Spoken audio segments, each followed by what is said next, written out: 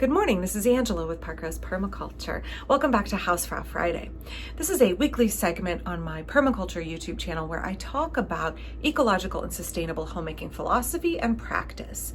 So everyone has a home, whether or not you are a full-time homemaker, you have a household of at least one to care for, and therefore domestic skills are important to everybody. Now, I've been spending the last couple of weeks kind of going a little bit more philosophical and a little bit more about my mindset as a homemaker. And this week I wanted to do a skills-based video. So I grow a tremendous amount of fruit in my permaculture orchard, and I make a lot of jam. When folks ask, what do you do with your quince? What do you do with your damsons? What do you do with all of those blackberries? I make a lot of jam. And I need to find ways to use up that jam. Obviously, I freeze a lot and I dehydrate a lot as well. But we have, basically by the time we get partway through the fall, I have a whole shelf in my baking cabinet that's just jars of jams and jellies. And that's because sugar is a great preservative. It's a great way to preserve the full flavor of your harvest and have it be shelf stable. Now, I have 4 kids. The youngest is about to turn 11 and the eldest is 19 and a half. That means I have 3 teenagers and 1 preteen, and they can eat you out of house and home. So I'm constantly baking. I love to bake. I am really grateful that probably around 10 or 11, my mom really started having me do a lot of the baking at home. I think a lot because I was naturally really interested in it. And so I started out baking pies for holidays, and then it became cakes for birthday cakes. And then it became making bread every day, starting with quick breads and then moving on to yeasted breads and rolls. So by the time I was a high schooler, I was pretty darn proficient in baking, and I realized that's not a skill everybody has. So today I want to share a little bit about making sweet rolls. They're a yeasted bread recipe. They're not too terribly difficult, but they do take a little bit of know-how, and there are a few tips and tricks along the way. This particular recipe uses jams and jellies, which are made from fruit harvested out of my orchard. So it feels really good. I know that the fruit is grown on my property. I know something that I have planted the tree. I have cared for it. I have harvested the fruit. I have processed it myself. I'm now baking into a delicious breakfast for my kids. That feels really fulfilling to me. My kids really enjoy it. I hope you follow along with me as I make jam sweet rolls. This is an easy yeasted bread recipe. If you are wanting to get a little bit more into making yeasted breads, this is a pretty darn tasty recipe that pleases everybody and is quite satisfying because it turns out really well. As you'll see as we get into the recipe, even if there's a few hiccups along the way, it's something that I have found consistently turns out wonderfully, and my kids enjoy it. They will demolish an entire tray of it in one breakfast. Now, I do want to say really quickly that I am making this recipe early in the morning, but as I'll go into later in the video, you can start this dough the night before. You can make it an overnight recipe and have it slowly proof in the fridge overnight, or you can get up a little bit earlier, an hour and a half earlier, and make it in the morning like I'm doing here. So hang tight with me. For this recipe, you will need 1/4 cup of white sugar, 5 tablespoons of room temperature unsalted butter, and 1 teaspoon of salt. You'll also need 2 eggs. You can use duck eggs like these here or chicken eggs. 3/4 of a cup of milk that has been warmed. Please use whole milk and warm the milk so it is above room temperature, but not scalding.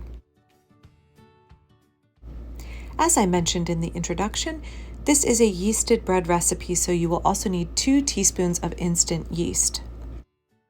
Like many kitchen staples, I buy my yeast in bulk at the local restaurant supply store. It is substantially cheaper that way. Next, you will need 4 cups of bread flour or 4 cups of all-purpose unbleached flour plus 1 to 2 tablespoons of wheat gluten. To a stand mixer with a dough hook attachment, I'm going to add the yeast, sugar, and warmed milk and let them go ahead and start activating together. Now you can also mix by hand. Sometimes I'm in the mood to do things by hand in a bowl and then turn the dough out and knead it on my breadboard, and sometimes I just use my KitchenAid because it's a little bit more convenient and a little bit quicker. It's time to add the eggs, salt, and butter. Then I'm going to mix them for a little bit and begin adding the flour a little bit at a time. You don't want to add all of the flour at once or it will bloop and make a floury mess.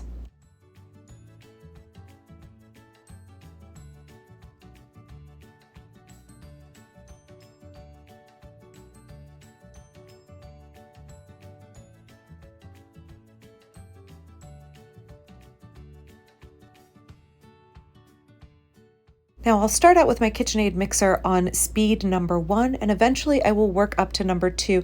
When using a dough hook, you really don't want to go any higher than that.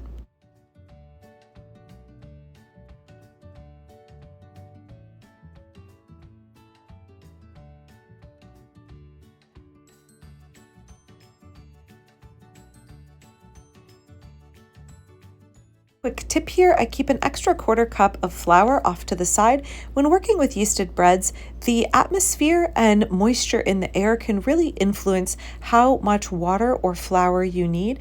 And I find that if I keep a little bit of flour on hand off to the side, if my dough is a little wet and sticky, I can just sprinkle it in a few teaspoons at a time to get the right consistency. So I save myself a little bit of frustration by having that flour at the ready. For many sweet doughs, they often look a little dry initially, but give those eggs and butter time to work themselves into the dough, and you'll find that it comes together. It starts out looking crumbly and dry and begins to look more of a golden color from the eggs and butter and start to stick together and form a nice texture. So don't be too quick on the draw to add any extra milk. Just be patient. To build a proper gluten structure, you want to knead on the stand mixer on setting 2 for 5 minutes or knead by hand for 10. Now, this is a permaculture channel and we talk about ecological living here. So I used this bowl to measure out my flour. It was clean and then had dry ingredients put into it, just flour. I could brush the flour out quite easily, but when you mix flour and water in the sink, you will get a paste that is often difficult to wash off. I'm a big fan of just wiping out anything that had dry ingredients. It is clean. It doesn't have oil. It doesn't have sugar. It doesn't need soap. Just wipe it out and put it back. If you are interested in more on water conservation, permaculture in dry land areas, and water harvesting, I highly recommend Brad Lancaster's YouTube channel, and I'll link to it below. So now the beautiful eggy, golden, buttery dough is ready. I'm making sure I'm getting all the little bits of dough stuck to the dough hook here. This dough at this point can either go into the fridge overnight and proof very slowly there, or you can proof it on the counter. You want to take the dough and put it into a well-buttered dish and then cover it. I want to make sure that I get all sides of the dough covered in a little bit of butter, and then I put it into the dish. So now I need to cover my bowl. Oh, you can see here I burnt my hand recipe testing this recipe earlier this week. Sorry about that. I need to cover the bowl now and put it into the refrigerator, or cover it and let it rise on the counter. If it's going into the fridge, I use a plate that fits nicely over the top. If I am leaving it on the counter to rise, I use a tea towel.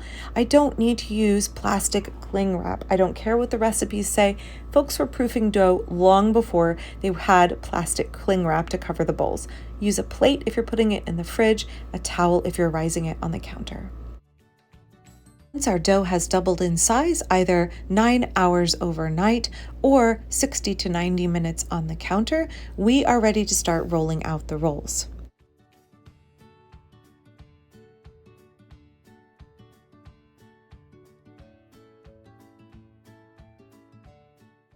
If you've seen some of my other videos on cooking, you'll know that this is my baking station, and this is my breadboard that my father made for my mother and I inherited and use constantly. I think of her often when I am baking bread. For this recipe, we're going to need a 9 by 13 baking dish lined with a sheet of parchment paper. Jam rolls are very sticky, and I find this the best solution. I can just compost the paper when I am done. So now it's time to roll out the dough into a rectangle, approximately 12 by 16 inches. I'm going to use my pastry rolling pin here. You'll find that the sweet roll dough is very, very forgiving and also very, very nice to work with. It doesn't stick to the board, and it was quite easy for me to roll it into a rectangle. I don't measure, I just eyeball it. It doesn't have to be perfect. I'm baking for my family, not for the county fair.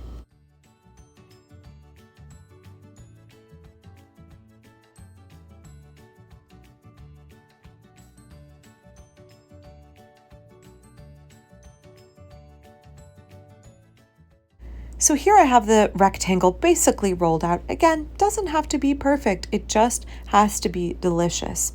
I'm going to be adding the filling to the top of this and then rolling the dough from the bottom up to the top where the jars of flour are, and then cutting it into rolls. Now, I want to make sure that I don't put my filling too far toward the edges, particularly the top edge, which I'm going to need to seal the dough closed. And I don't want the filling to go all the way to the left and right edges either, or it will leak out too much. Time to add our plum jam filling. So I went to the cabinet and grabbed what I thought was a jar of plum jam. It was early in the morning, I had not had a lot of coffee yet, and very quickly realized that this was in fact a jar of blackberry jam. I looked in the cabinet and found there were no more jars of plum jam to be had, so I went to the refrigerator and got the last half jar of plum jam because I know that my kids really want damson plum jam in these rolls. But I had to compromise and do plum jam on the right and blackberry on the left. No one complained. They all got eaten. So in the future, I think I'll use whatever jam I have on hand. But you cannot beat damson plum jam in sweet rolls. So on the right here, I'm spreading about 1 cup of jam. And on the left, I'll spread the 1 cup of blackberry jam.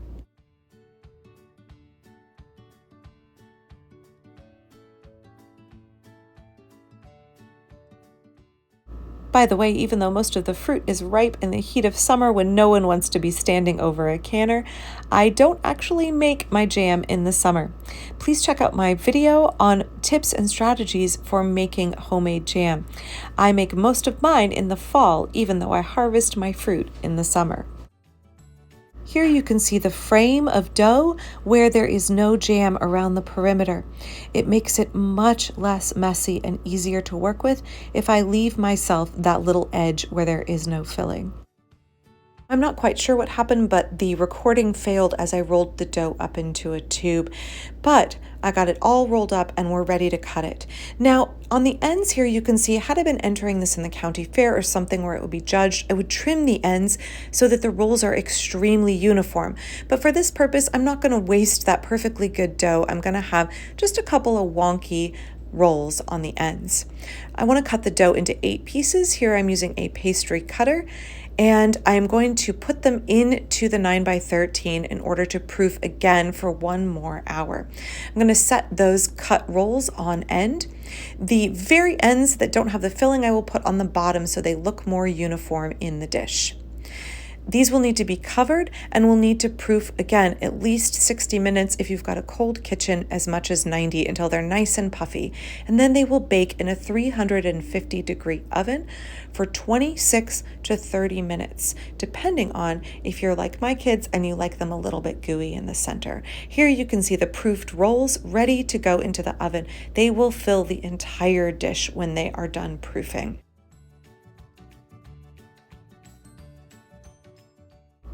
And here they are out of the oven, golden brown, delicious, gooey, and smelling absolutely amazing. I prefer them just like this with a cup of coffee, but my kids have a bit more of a sweet tooth than I do. And so they always ask me if I'll add a glaze on top as well. I find the easiest, quickest way to add a glaze to the sweet rolls is to put it on when they're warm. I mix together a little powdered sugar, some heavy cream, and a little splash of vanilla and drizzle it on, or have a kid drizzle it on with a spoon. Again, for me, a little bit too sweet, but that's how my kids like it. Thank you for watching Hausfrau Friday. I hope that you feel encouraged and empowered to do more baking at home. Whether you start with those simple recipes that you find on the internet, do a little bit of troubleshooting, do a little bit of recipe tweaking, and perfect it and make it your own recipe, or whether you want to kind of dive in to some more complicated advanced recipes. There is so much potential and fun for a homemaker who is making her own breads. I love the diversity of things that I can bake, just starting with flour and a few other simple ingredients. It's really fulfilling. It's a great way to be able to care for my family, show them that I love them, and feed them delicious, nourishing food. So thanks again for watching. Please check out my Patreon down below.